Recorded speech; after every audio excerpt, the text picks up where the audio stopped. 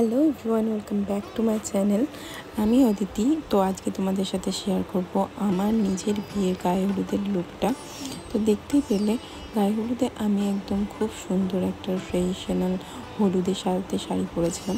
সবাই লাল পেরে সাদা বা লাল পেরে হলুদ পরে, আমি চেয়েছিলাম একটু অন্য পরতে, তাই সাদার সাথে লাল কম্বিনেশন সাদার সাথে হলুদ কম্বিনেশনের শাড়ি পরতে।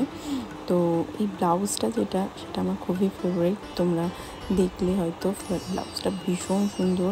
মানে আমি অনেক প্রিপারেশন নিয়ে তৈরি করেছি এই সমস্ত লুকটা, সমস্ত এই শাড়ি, জুয়েলারি, সমস্ত কিছু।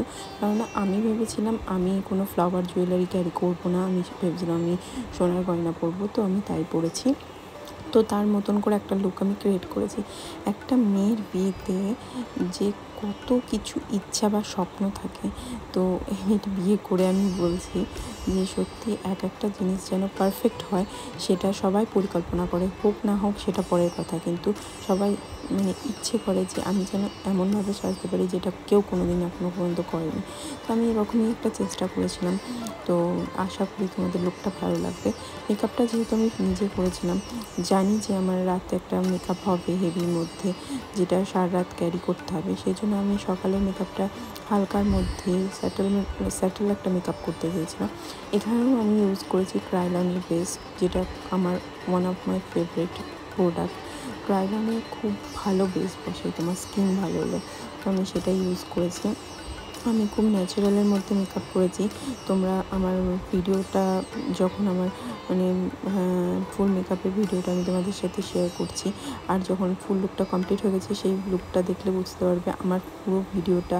আর ওই সমস্ত কিছু র ফটো তো যেগুলো তোমাদের সাথে আমি শেয়ার করেছি, তো তাতেই কত সুন্দর, বিনা এডিটে কত সুন্দর আমার মেকআপটা ফুটেছে, এটা তোমরা দেখতে পাবে।